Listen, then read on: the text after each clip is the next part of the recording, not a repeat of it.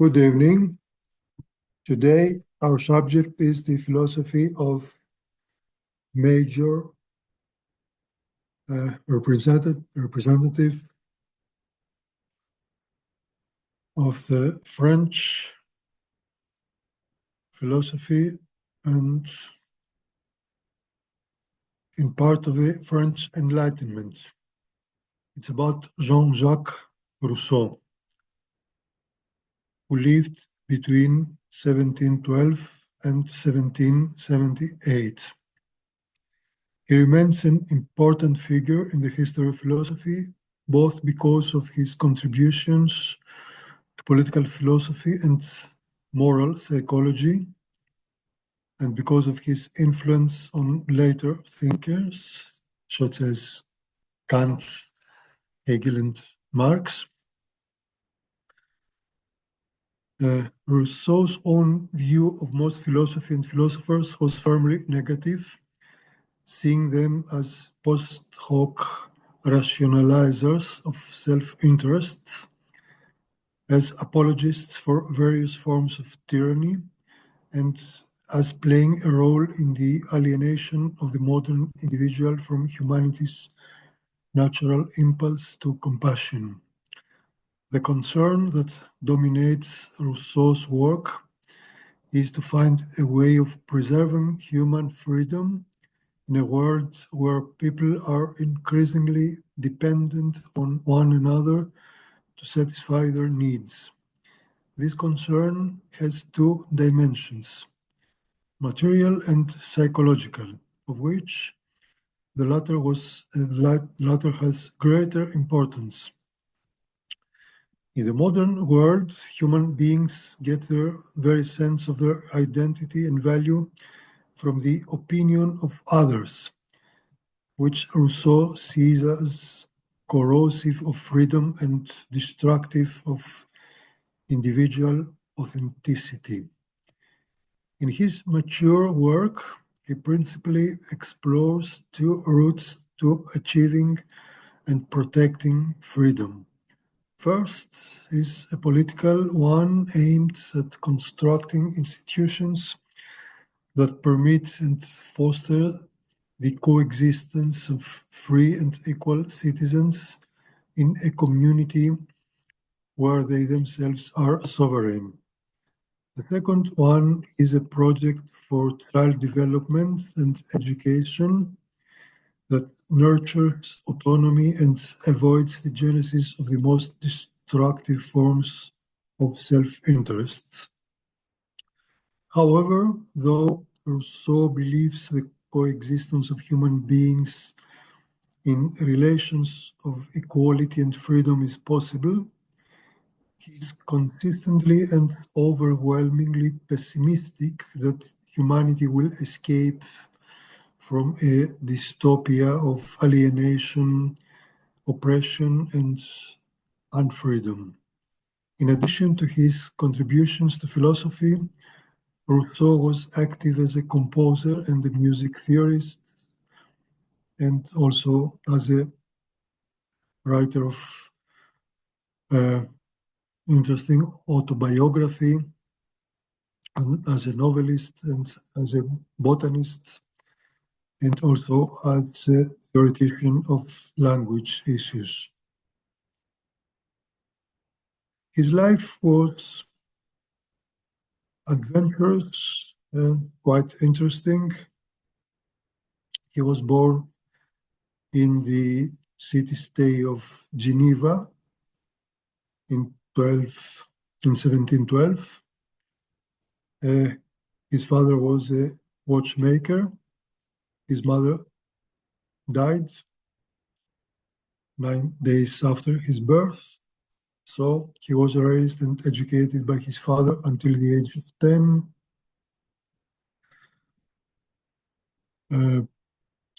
His father belonged to the local aristocracy of Geneva.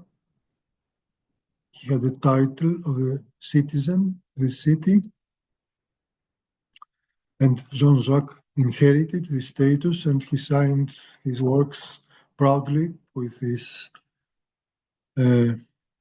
title, with denomination, Citoyen de Genève, and he was made familiar with interesting historical works from the library of his father, and then he made other experiences. He left Geneva at the age of 16 and came under the influence of a Roman Catholic noble woman, Françoise Louise de la Tour, Baron de Valence. And Madame de Valence protected him, but she made for him obligation to become a Roman Catholic, and he was converted actually in order to be able to follow her rich friend and his rich friend and protector. And he followed some other professions, tutor, and he got to know also the representatives of the Enlightenment, such as Condillac and d'Alembert. In 1742, he traveled to Paris and he tried to establish himself as a musician. And then he began to write contributions to the Encyclopédie of Diderot and d'Alembert. And then he met the woman who was to become the mother of his 5 children, but this is the major problem of his life. He did not care for them adequately, so he left them to a hospital, and then he felt guilty about it, felt remorse, and he wrote about it in his confessions at the end of his life, towards the end of his life. Turning point in his life was the announcement he learned about an essay competition organized by the Academy of Dijon in 1749, and then he took part and he wrote his discourse on the science and arts, and he responded to the question if the progress of the science and arts had contributed to the improvement of the morals among people. He gave a negative answer to this question, and he gave a justification about it, and unexpectedly he got the first prize. And this discourse was published in 1751. And in this text we see a main tendency in his thoughts, namely that he sees the distant past as a better or an ideal situation, and subsequently that he tries to explain how things since then have deteriorated. And this first discourse made him actually famous and public and provoked controversies. And so he became an active agent of intellectual life in France, in Paris, capital. Then he wrote some musical works, and also an essay about the origin of languages. And then he converted to Catholicism. But then he wanted to regain his citizenship as a citizen of Geneva, because he thought it would be a matter of honor for him, pride. So he reconverted to Calvinism. And then he published his second discourse, more extensive one, about the same subjects, approximately, about the origin of today's deterioration, about today's decline of morals and institutions. He wrote so his discourse on inequality, about the origin and foundations of inequality among people, among human beings, not among men only. He did not obtain the first prize for the second time. This would be too much. But this work is even more interesting than the previous one because he explains in detail how he thinks today's problematic situation has emerged, how this became possible. He tries to reconstruct all developments, historic developments lasting in many centuries, without being obliged to write a detailed scientific history, but only by reconstructing the main traits and the main tendencies characterizing human civilization. And then the next major step in his life was the novel Julie ou la Nouvelle Héloïse, about love affairs. But the most important thing was the twin works in a sense, he wrote in 1762, when at the age of 50.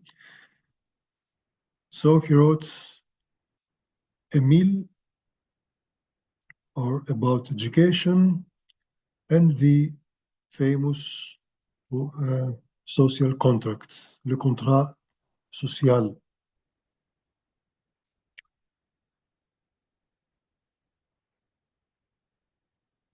This was the peak of his intellectual development, his achievements, but these works were not received benevolently by his contemporaries for political reasons and for religious reasons, because he had a special view of these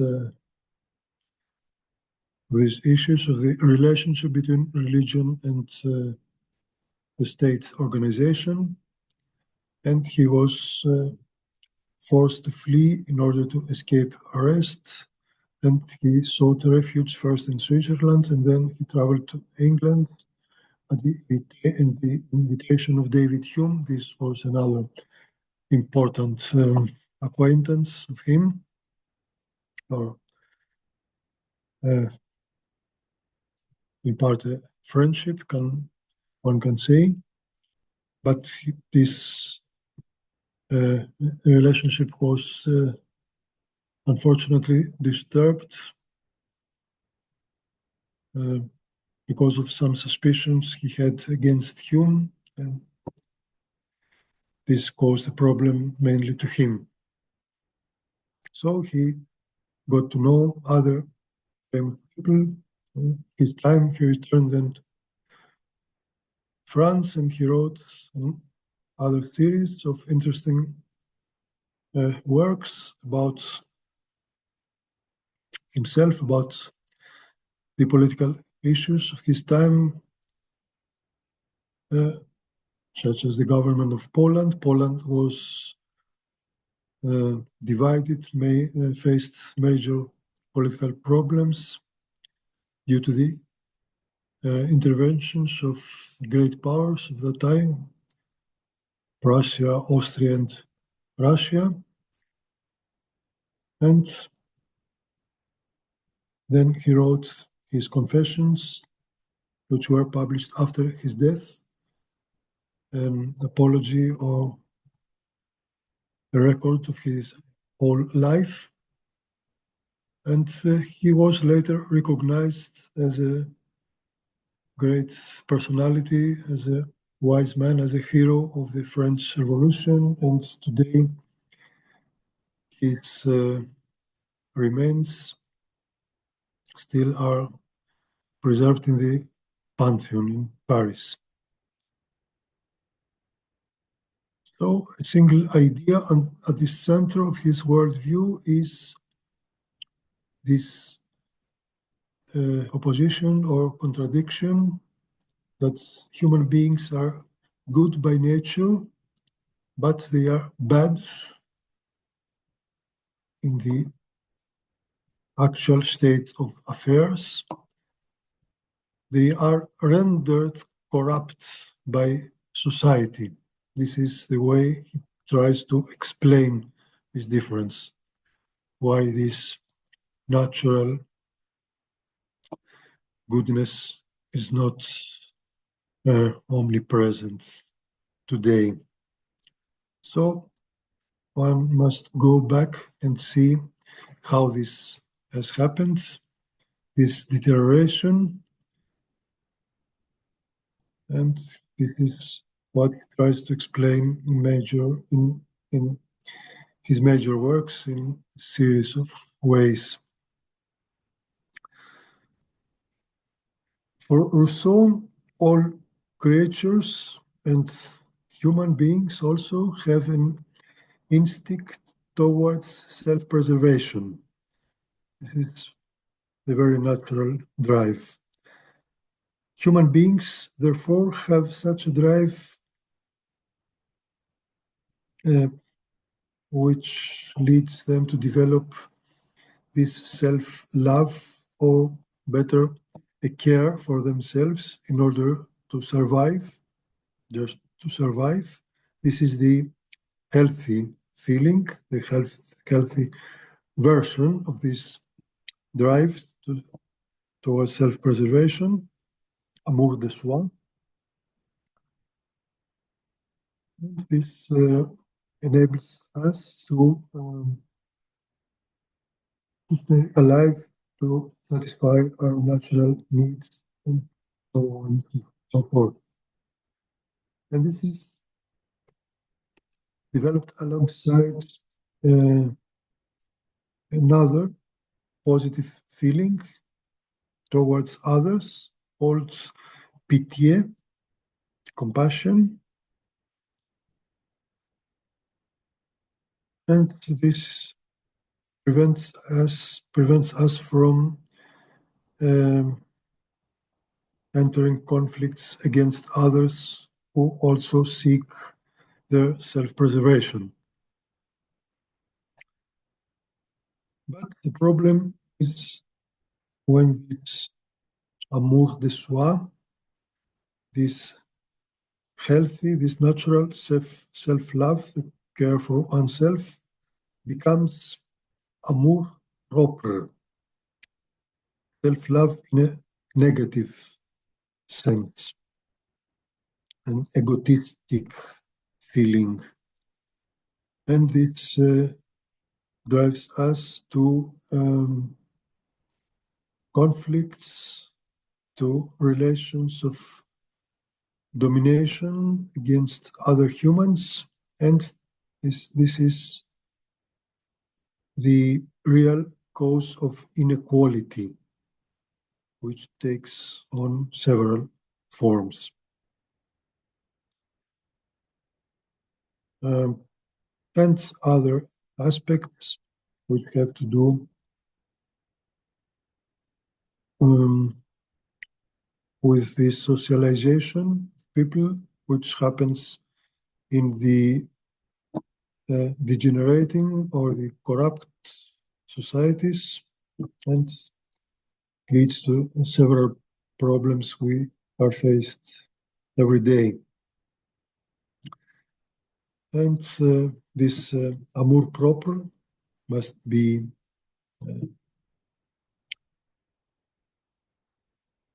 eliminated if possible, because it's not simply a love of self, but a negative tendency. And so we are we find the right uh, connotation of this word if we rendered it in English with pride or vanity. And self-love is another aspect of self-interest, actually. So we must get rid of these negative passions which generate inequality. This is what we must do. This amour propre, this negative self-love can become toxic and destructive, and we must harness it by the development of a right form of education and of political institutions, of course. And also, this struggle for domination has many aspects and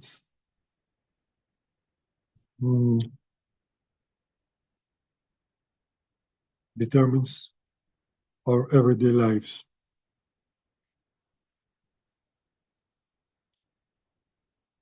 Another thing about which is to which must pay attention to is the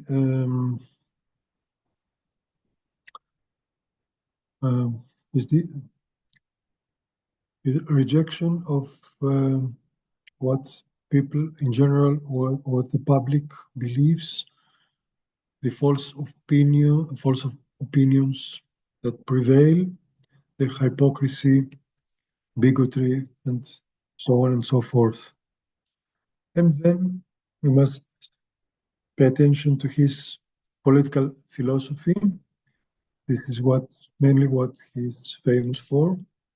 In the social contract, he tries to answer what he takes to be the fundamental question of politics, the reconciliation of the freedom of the individual with the authority of the state. This reconciliation is necessary because human society has evolved to a point where individuals can no longer supply their needs through their own unaided efforts, but rather must depend on the cooperation of others. The process whereby human needs expand and interdependence deepens is set out in the discourse on inequality. That work,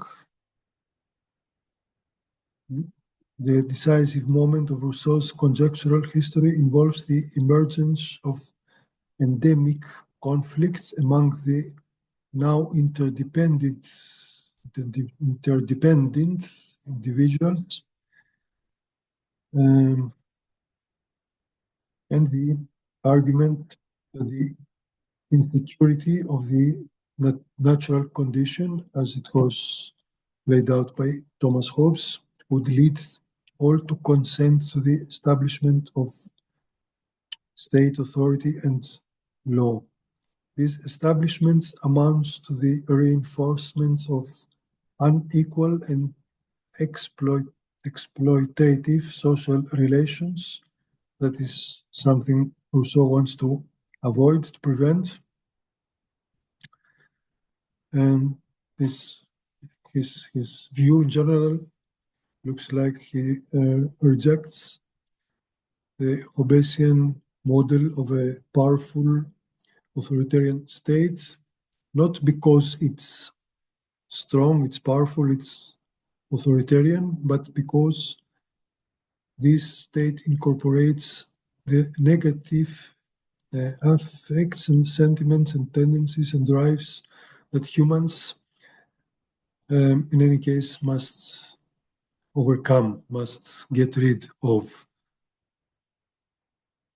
The origins of the exploitation, of oppression that are still carried further, further developed by the strong state, famous Leviathan of Thomas Hobbes. And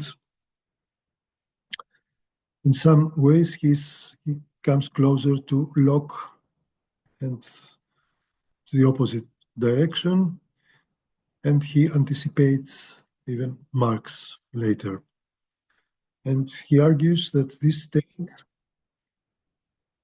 the state we already have, is a class state guided by the common interest, not of the majority of the people or the um, interest of the community, but the common interest of the rich and the wealthy and the powerful, who impose unfreedom and subordination on the poor and the weak. And this authority is based on the inability of the weak people of the society to oppose such regime, because they have to fear even more disadvantages and uh, even extermination. And the social contract as a project, the political project, aims to set out an alternative to this dystopia, one in which, as Rousseau claims, um, each person will enjoy the protection of the common force whilst remaining as free as they were in the state of nature. He wants to preserve this intact natural freedom within the developed political institutions. The key to this reconciliation is the idea of the general will. This is a key concept in Rousseau's philosophy, the volonté générale, the general will, which, on the other hand, must be strictly distinguished from the will of every person, volonté de tous, of all the people as singular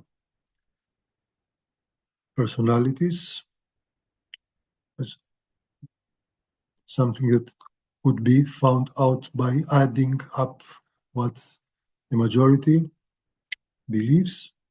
This is not what Rousseau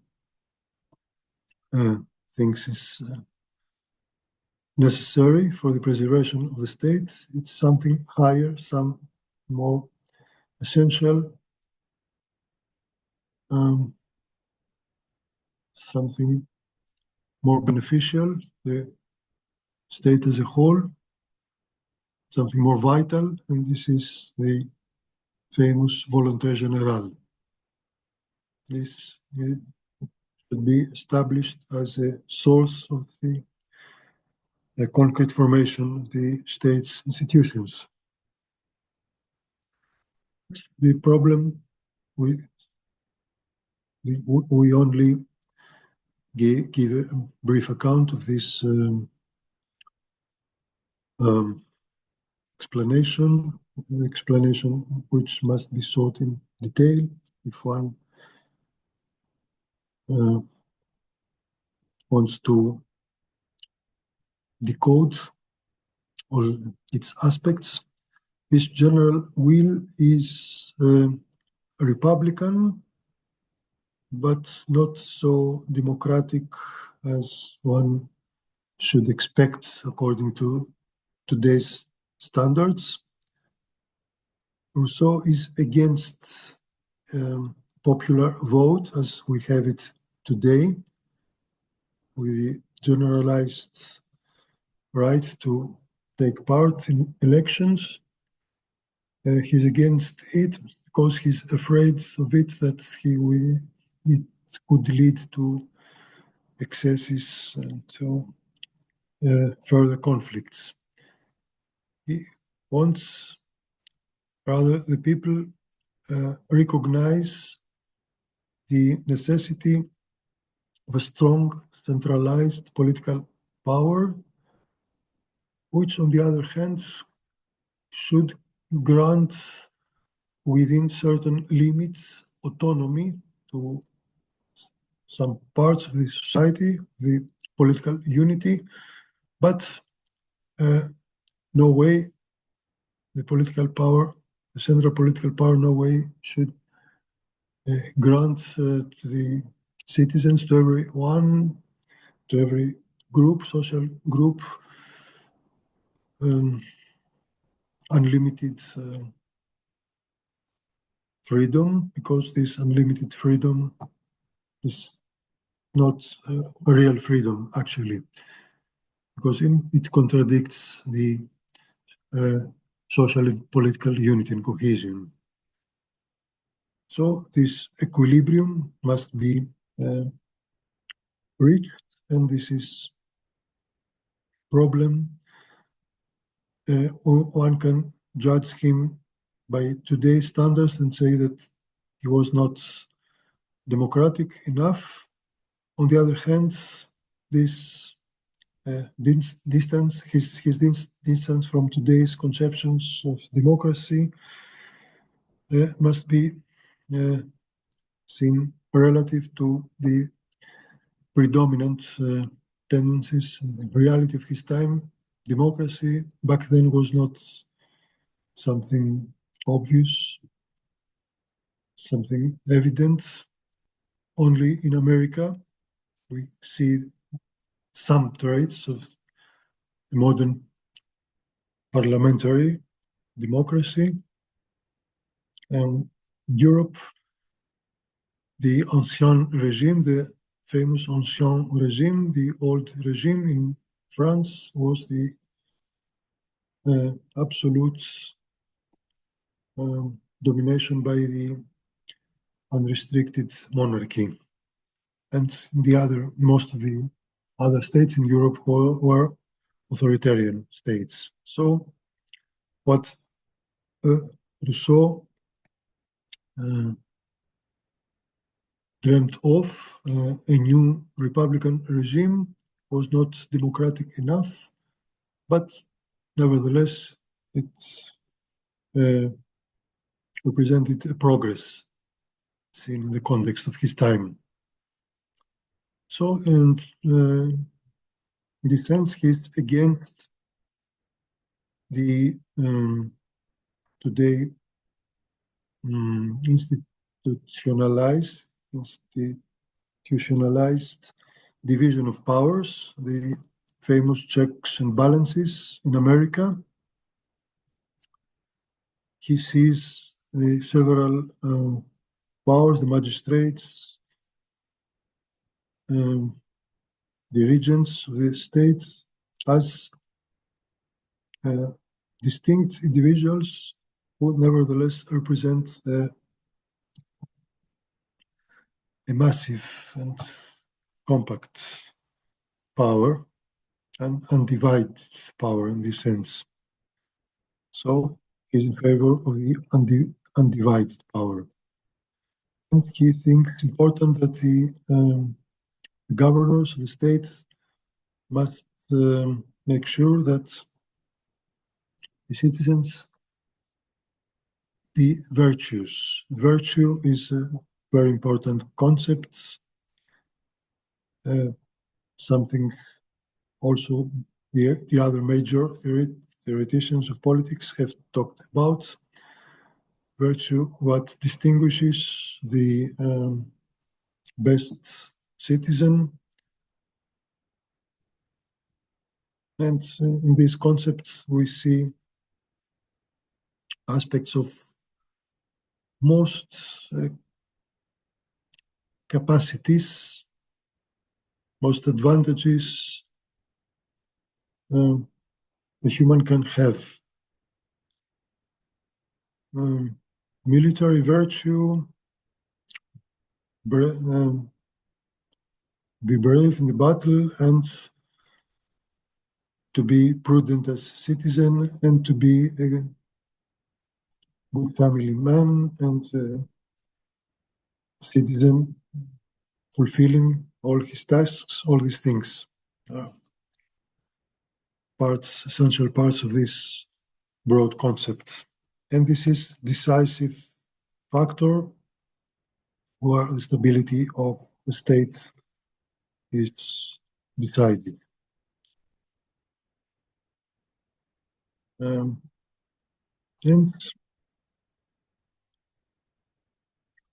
another aspect,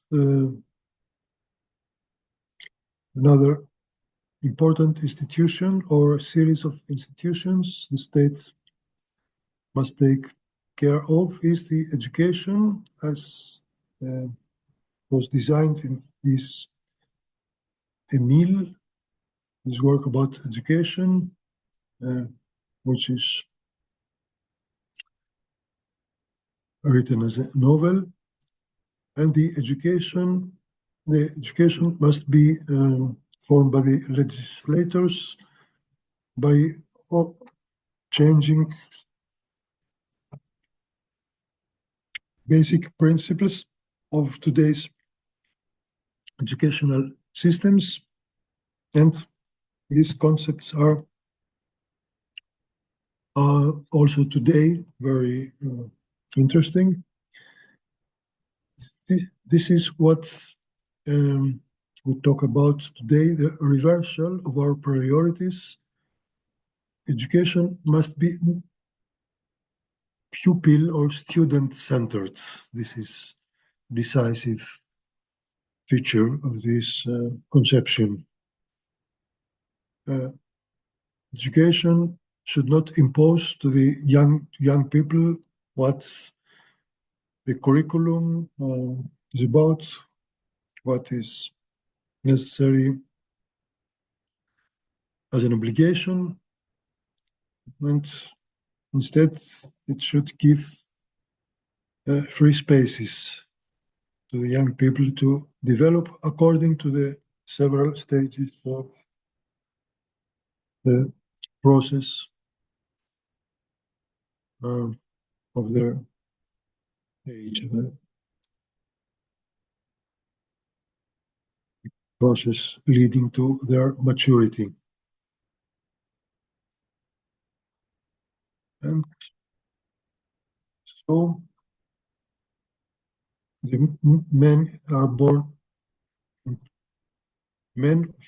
born in chains, as we read in the social contract, but they must be liberated by their struggle to overthrow social relations that they are destroying their natural freedom by economic inequalities. This is also important. His political model in economical inequalities, class differences. These are a major source of major problems. Every citizen must have the necessary goods to live a livable life, and no one must be free to show his greed. No one must have too much, and deprive the other people of necessary goods.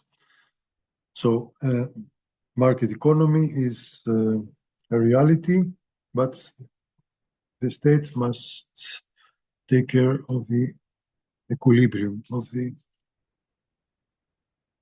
balance, the distribution of wealth, just distribution of wealth. So freedom is what must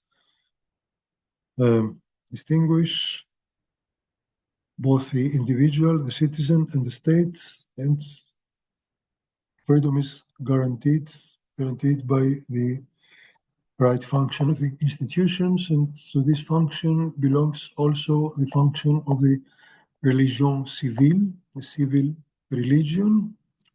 The state must have its own religion in order to educate people and to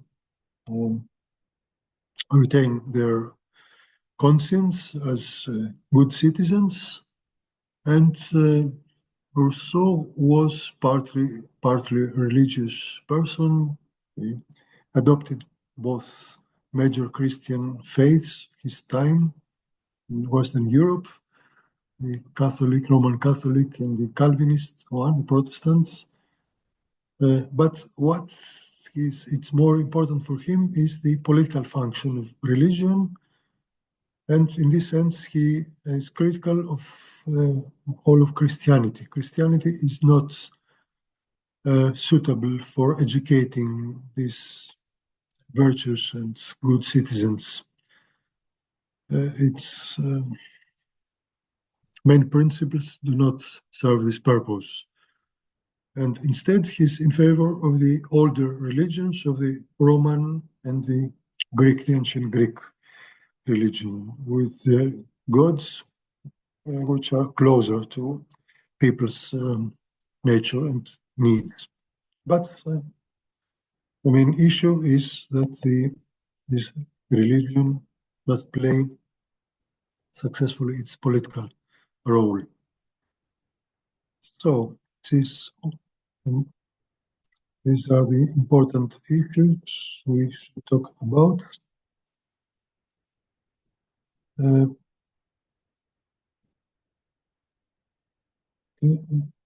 sum up, we must say that his political philosophy is interesting, was innovative in the context of his time. He wanted to change things, to help humanity to get rid of the heavy oppression it suffered. And it still remains controversial. Major theoreticians, later theoreticians, have taken inspiration from Rousseau without, on the other hand, having to adopt all his theses and doctrines. And we see this productive, this creative appropriation, assimilation in Rousseau, in Hegel, in Marx, and even in John Rawls, a very important political philosopher of the late 20th century, who is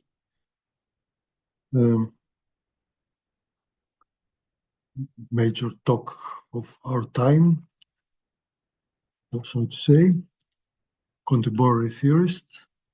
None of them has adopted what Rousseau said literally, and this is actually impossible because his time was different, quite different, but they have taken up certain aspects of his doctrine, such as the aspect of the Republican government, what Kant talks about, and Hegel too, and his opposition to economic inequalities, which is and still remains very important.